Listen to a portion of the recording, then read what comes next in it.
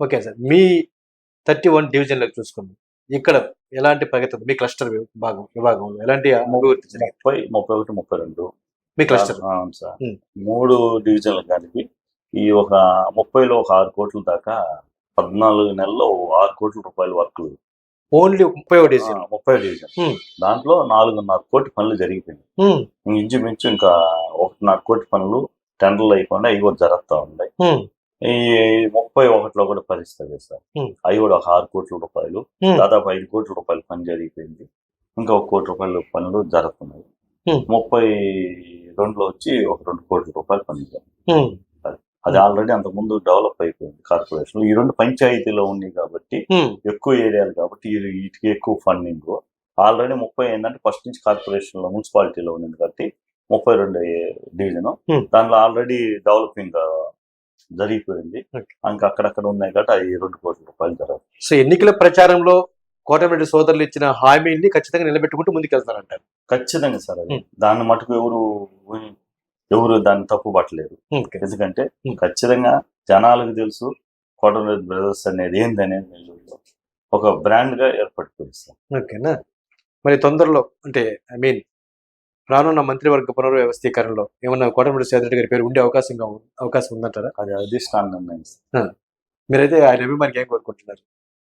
Sir మాకు 99% వస్తే అదృష్టం మాకు బాగుంటుంది మాకు వచ్చారు. హ్మ్. అది ఏదైనా దేవుని నిర్ణయం. కానీ చంద్రబాబు నాయుడు, లోకేష్ గారి నిర్ణయం అది బట్టి జరుగుతుంది. Okay sir. అంటే రానున్న ఎన్నికల్లో శ్రీధర్ రెడ్డి గారి వారసుడిగా ఆయన సోదరుడు గిరిధర్ రెడ్డి గారు కొనసాగే అవకాశం ఉంది. అంటే కాబోయే ఎమ్మెల్యే కోటమిరెడ్డి గిరిధర్ రెడ్డి గారే అంటూ రూరల్ నియోజకవర్గంతో పాటు జిల్లాలో ఒక వార్త అది నడుస్తూ ఉంది. అవును సార్. ఇంతకీ గిరిధర్ రెడ్డి గారి ఎమ్మెల్యే అయితే మీరు స్వాగతిస్తారా? ఖచ్చితంగా సార్. ఇది ఎంతవరకు నిజమేనా అది ఆ మాట? నిజమే సార్. హ్మ్. నిజమే. నెక్స్ట్ ఎలక్షన్కి 29కి గిరిధర్ రెడ్డి గారిని ఎమ్మెల్యేగా నిలబెట్టాలనేది శ్రీధర్ అన్న ఆలోచన. అది కూడా ఏంటంటే చంద్రబాబు నాయుడు, లోకేష్ వాళ్ళిద్దరూ మన సీటు కేటాయించిన తర్వాత అనేది శ్రీధర్ అన్న కూడా ఎట్టలేదు మనం ఎంత అదే మన ఫస్ట్ 14లో ఎంత మెజారిటీ వచ్చిందో 19 ఎంత మెజారిటీ వచ్చిందో 24లో అంటే స్టెప్ బై స్టెప్ పెంచుకుంటూనే వెళ్తున్నారు. వస్తుంది. 29 కూడా 24కి మించి మెజారిటీ రావాలనేది అందరం అంత కష్టపడుతున్నాం. 29 ఎలక్షన్ కోసమే పనిచేసే టీమ్గా కొంతమంది టీం తయారు చేసుకొని పనిచేస్తుంది. సో చంద్రబాబు గారి, లోకేష్ గారి ఆశీస్సులు గిరిధర్ రెడ్డి గారికి ఉండాలని మీరు కోరుకుంటారు? అవును సార్. ఉన్నాయి కాబట్టే కదా ఆంధ్ర రాష్ట్రంలో తెలుగుదేశం పార్టీ ఏదైనా ఒక ప్రతిష్టాత్మకమైనటువంటి ప్రోగ్రామ్ తీసుకుంటే ఆ కార్యక్రమాన్ని నిర్వహించేటువంటి అవకాశాన్ని గిరిధర్ రెడ్డి గారికి ఇస్తున్నారు. సార్ ఇప్పుడు కోటమిరెడ్డి శ్రీధర్ గారు ఎట్ట కార్యకర్తలు ఆలోచిస్తారో కష్టపడేవాళ్ళని ఇక్కడ కష్టపడే వాళ్ళు ఎవరు పార్టీ కోసం కానీ మామూలుగా డివిజన్లో కష్టపడేవాళ్ళు జనాల్లో కలుపుకొని పోయేవాళ్ళు మన సమస్యల మీద తిరిగే కార్యకర్తలు అది ఎట్ట మనం గుర్తిస్తామో అదే గుర్తింపు చంద్రబాబు నాయుడు, లోకేష్ గారు, గిరిధర్ రెడ్డి గారిని గుర్తిస్తున్నారు. పనిచేసే నాయకుడు ఒక ప్రోగ్రాంలో పనిచేసే నాయకుడిని మనకి పని చేస్తున్నాం సార్ ఎవరైనా కానీ పనిచేసేవాడిని గుర్తిస్తారు. ఫస్ట్ పాయింట్ అది ఎవరైనా చిన్న కార్యకర్త నుంచి పెద్ద దాకా ఎమ్మెల్యే దాకా కూడా ఎంత కష్టపడుతున్నారు అనేది చంద్రబాబు నాయుడు కూడా గ్రహిస్తాడు కదా సార్. గ్రహిస్తారు. అది దానివల్ల ఖచ్చితంగా కష్టపడే తత్వం ఉన్నవాళ్ళు కాబట్టి ఏదైనా రాత్రి బొగుళ్ళు 24/7 కష్టపడతారు కాబట్టి బ్రదర్స్ దాన్ని ఆడ లోకేష్ కానీ చంద్రబాబు నాయుడు కానీ ఎప్పుడూ గుర్తిస్తారు. ఈ మధ్యకాలంలో తెలుగుదేశం పార్టీ అధిష్టానం ఒక టీంని పంపించి నెల్లూరు జిల్లా తెలుగుదేశం పార్టీ అధ్యక్షుడి రేసులో ఎవరు ఉండాలని చెప్పి ఒక డిస్కషన్ జరిపితే అధ్యక్ష పదవి రేసులో కూడా కోటమిరెడ్డి గిరిధర్ రెడ్డి గారి పేరు వచ్చింది. దీనిపైన మీ అభిప్రాయం? వచ్చింది సార్. కానీ దానికి ఆయన సమర్థుడే అంటారా? సముద్రుడే. కానీ మేమందరం ఏమనుకున్నాం అంటే అధిష్టాన నిర్ణయం వదిలేస్తాం.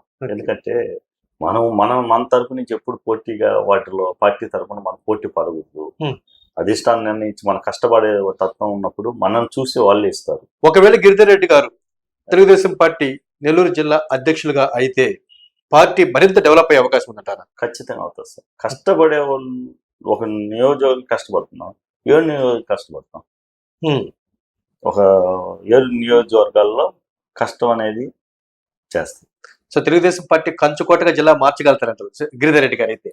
ఖచ్చితంగా సార్, ఖచ్చితంగా. ఎందుకంటే ఆయన శ్రమించే తత్వం ఉంది కాబట్టి కార్యకర్తలు కలుపుకోయే విధానం ఉంది ఖచ్చితంగా కాబట్టి. సార్. ఓకే ఓకే ఓకే అందరితో బాగుంది సార్. దశాబ్ద చెప్పండి. ఇప్పుడు మన 7 నియోజకవర్గ ఎమ్మెల్యేలతో బాగున్నాం, హ్మ్. మనం బాగానే ఉంది. నియోజకవర్గాల్లో ఎంపీ గారు వాళ్ళతో కూడా మనం బాగానే ఉంది. కానీ అధిష్టాన నిర్ణయం బట్టే కదా సార్ ఏదైనా. Okay sir. సార్, దశాబ్ద కాలంగా మీరు కోటమిరెడ్డి సోదరులతో పనిచేస్తున్నారు మీరు వ్యక్తిగతంగా. వారిలో మీరు గ్రహించినటువంటి లీడర్ క్వాలిటీ ఎలా ఉంటుంది? లీడర్ క్వాలిటీ, నాయకత్వ లక్షణం ఎలా ఉంటాయి వాళ్ళలో? సార్ నాయకుడుగా అనేది కాదు కదా సార్, ఒక కుటుంబ సభ్యుల్లా కలిసిపోతారు. హ్మ్. కార్యకర్త వాళ్ళ సమస్య ఏదో ఉందో అది అది మనం ఇంకా మనం చెప్తేనే సార్ హ్మ్. కొన్ని వాళ్ళు తెలుసుకుంటారు. కొంతమంది కార్యకర్తలు అర్థాగా అన్నోళ్ళకి కూడా తెలియదు. హ్మ్. అది ఎవరో ద్వారా తెలుసుకున్న వెంటనే దానికి ఎట్లా పరిష్కారం చేయాలో ఆలోచించి ఖచ్చితంగా చేస్తున్నారు. ఎందుకంటే అమ్మాయిని అడగంది అన్నం పెట్టదండి ఆలోచన హ్మ్. బయట చెప్తారు. హ్మ్. కానీ అన్నోళ్ళు చాలా వరకు వాళ్ళే తెలుసుకొని సహాయం చేసే పరిస్థితిలో ఉన్నారు. హ్మ్. కొంత ఏంటంటే ఎవరో అంటారు బయట ఎక్కడొక్క దగ్గర మిస్ అవ్వచ్చు, అది అన్నోళ్ళ దాకా తెలియకపోయి ఉంటే చెప్పలేము. కానీ హ్మ్. ఖచ్చితంగా 90% మటుకు అన్నోళ్ళందరి విషయాలు తెలుసుకొని వాళ్ళు వీలైనంత వరకు ఎవరికి ఏదనేది ఇబ్బందుల్లో ఉంటారో వాళ్ళు తెలుసుకొని చేస్తుంది. ఒక 10% మనం ఏంటంటే అర్ధాకపోలేక చెప్పలేక ఎవరైనా ఉంటే మటుకు హ్మ్. అది మనం ఏం చేయలేం. అంటే మనలాంటి వాళ్ళకి ఏం చెప్తే మేమైనా కొన్ని చెప్తాం. హ్మ్. అది కొంతమంది ఎందుకులే ఏం చెప్దాం అన్న ఆలోచనలో ఉంటే మనం ఏం చేయలేం. అదే సార్. కానీ ప్రతి ఒక్కరికి ఏంటంటే వాళ్ళ ఆలోచన, మన దగ్గర ఉన్న కార్యకర్తలు, మన దగ్గర కష్టపడిన వాళ్ళు, మనతో పాటు మన తమ్ముళ్ళు లాంటి వాళ్ళు, మన కుటుంబ సభ్యుల్లో అనే ఆలోచనలు అన్నోళ్ళు ఉన్నారు కాబట్టి వీలైనంత వరకు అన్నోళ్ళు సహాయం చేస్తున్నారు. చాలా నియోజకవర్గాలు ఎలక్షన్ కు ముందు ఒక మాట, ఎలక్షన్ తర్వాత ఒక మాట ఉంటుంది నాయకులు. కానీ సేదరెడ్డి గారు అట్లాంటి ఉందంటారా? లేదు సార్, 14 నుంచి లేదు ఆ విధంగా. ఫస్ట్ 14 నుంచి ఒకే మాట అలా ఉంటున్నారు కాబట్టి ఎలక్షన్ మెజార్టీ పెంచుకుంటూ గెలుచుకుంటూ అంతే. వెళ్తారు. 29 ఎలక్షన్ మెజార్టీ కూడా 50,000 దాటాలని కోరికతో మేము పనిచేస్తున్నాం. అది. Okay sir. సార్, మీరు చెప్పండి రఘు గారు, మీకన్నా జూనియర్స్, మీకన్నా సీనియర్స్ కి వరుసగా మీ రూరల్ నియోజకవర్గంలో నామినేటెడ్ పోస్టులు అన్ని వస్తూ ఉన్నాయి. మరి మీకు ఇంకా ఆ అదృష్టం ఎందుకు రాలేదంటారు? మనం ఎప్పుడు ఆశించలేదు సార్, మనం ఏదో ఆశించలేదు. మనం కూడా ఏంటంటే అన్నోళ్ళతో పాటు మనం కూడా టీడీపీకి వచ్చాం కాబట్టి అది వాళ్ళ అధిష్టానం ఎట్లా నిర్ణయిస్తుంది అట్లా జరుగుతుంది. మనకేమి పదవుల కోసంగా కాదు, ఇప్పుడు అది ఏదైనా అధిష్టానం నిర్ణయించి ఎవరికి ఏది ఇచ్చినా మనం సంతోషపడాల్సిందే.